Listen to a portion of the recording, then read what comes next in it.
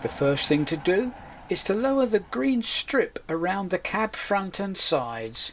It is too high and even covers the air intake grills at the ends of the roof. The cab ends and sides were masked off, and a thin coat of Rail Match Loco Green was brush painted on. As can be seen, this was far too thin, so 3 more coats were applied. The end result was very good, and the colour exactly matched the original Lima green.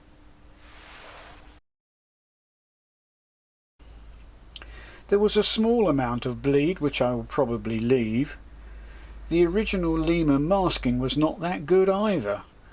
In particular, I didn't notice that the yellow warning panels on the cab fronts were not completely rectangular, so the masking tape and green paint will have to come out again.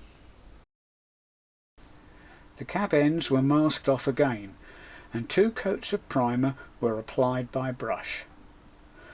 The roof will later be sprayed, and I hope that this primer coat will stop the original green showing through.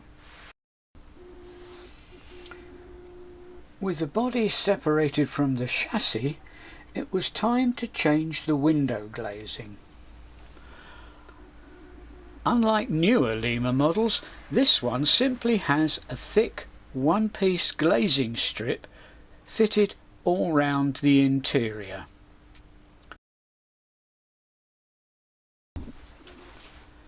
This was removed and the windows reglazed with southeastern fine cast flush glaze windows.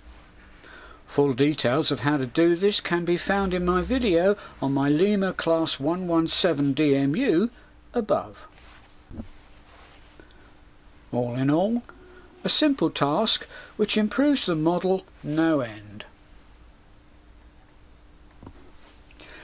The old Lima destination blinds were cut from the original glazing strip and glued in place inside the new cab windows. The body was masked off, leaving the roof ready for painting.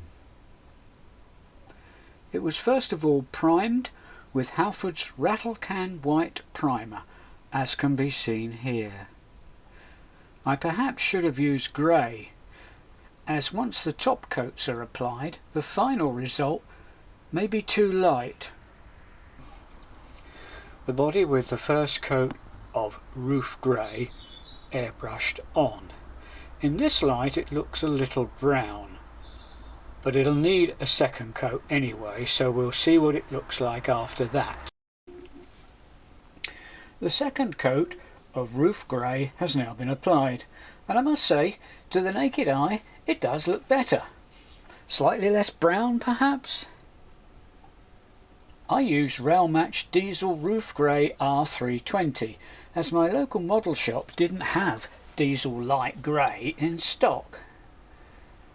I'm glad I did, as I think that that would have looked far too light.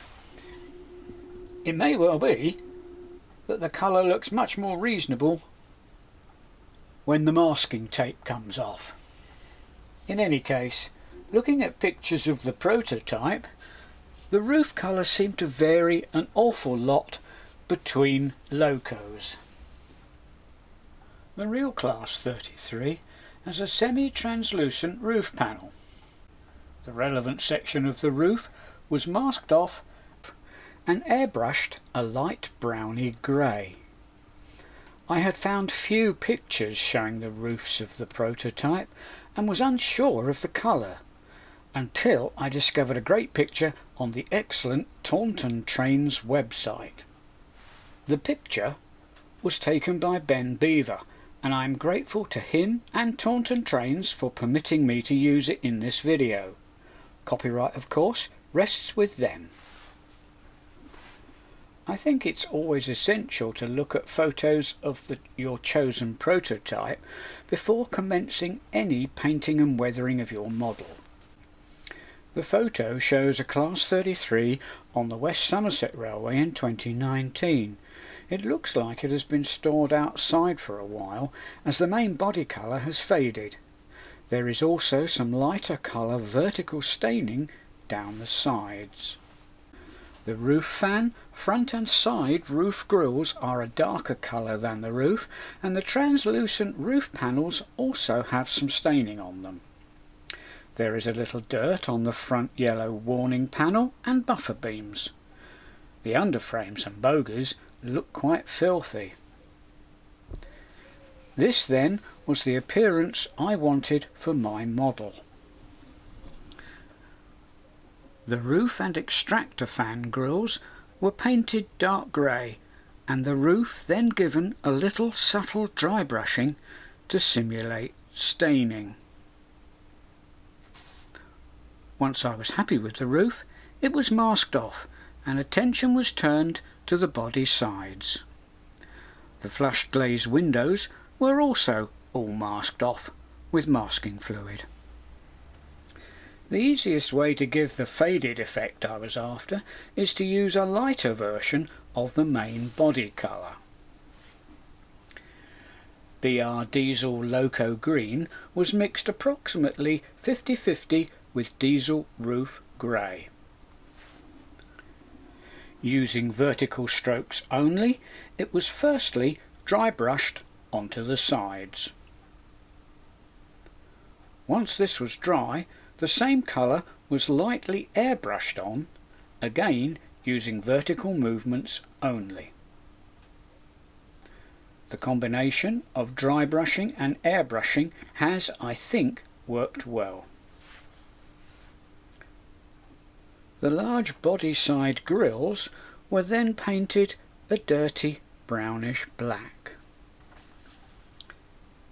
The yellow warning panels on the ends were dirted slightly by applying a dilute mix of an appropriate dirty colour. When touch dry, most of it was removed with a cotton bud slightly moistened with thinners. Finally, the whole model was given a coat of matte varnish. The buffer beams had previously been dirted, but the original Lima buffers looked too small. For ease and cheapness, I cut some new buffer heads from very thin plastic using a small domestic hole punch. I simply glued them to the existing Lima ones. They are flat rather than slightly domed, but once painted they don't look too bad when viewed from the front. Side view, however, is another story, but I just couldn't be bothered to do a proper job on them.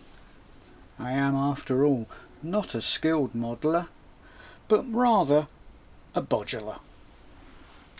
The red Lima marker lamps were given a coat of light grey and then varnished to give them a bit of a shine. I had thought that if I flush glazed the windows after painting and weathering the body, being clumsy, I will probably damage my nice new paint job.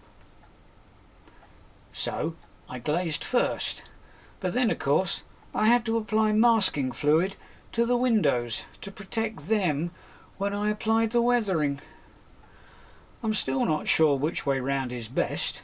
It is certainly a pain applying and later removing the masking fluid, but the paintwork is okay, the windows are nice and clean, and the overall end result looks okay. So, you pays your money and you takes your choice. I was a little concerned that I might have gone slightly over the top with attempts at fading the body sides. But now the Loco is on the layout, I think it's okay.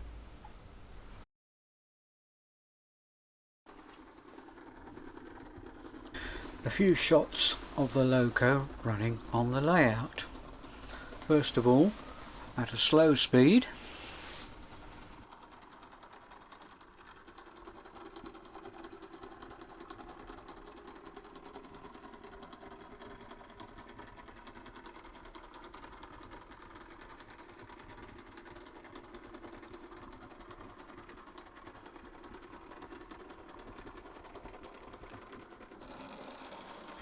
and now a few shots of the loco with a load of 3 coaches on.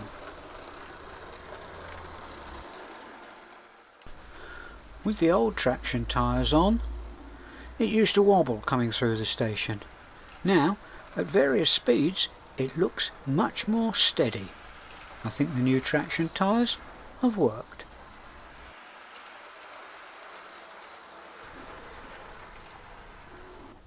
To sum up then, was it worth all the time and effort?